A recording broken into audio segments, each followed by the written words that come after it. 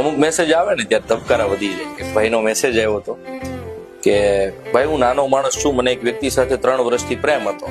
એ છોકરી પેલા એમ કહેતી હતી કે માની જશે હું મનાવી દઈશ. પછી એની ક્યાંક સગાઈની વાત ચાલી તો એ છોકરીએ મને હંમેશા એમ જ કીધું કે ગમે એમ થાય હું તો તારી જ રહીશ.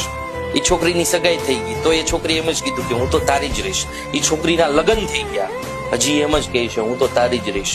તો મારે શું તડપતું જ રહેવાનું? અત્યારે મને એવા વિચાર આવે છે કે ફરી ભાવ ખદડાવ તમે કોઈકની જિંદગી બરબાદ કરી નાખશો તમારા સ્વાર્થ માટે.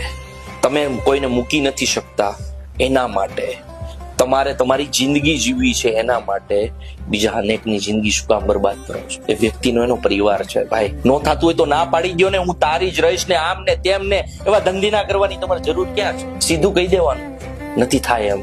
એટલે વ્યક્તિની લાઈફમાં આગળ વધે. એ વ્યક્તિએ મેરેજ કરવાનું તો ક્યારેય વિચાર્યું જ નથી, કારણ કે એને જે સપના જોયા હતા એ વહેલી વ્યક્તિ સાથે જોયા હતા, જે એમ કે છે હું તો તારી જ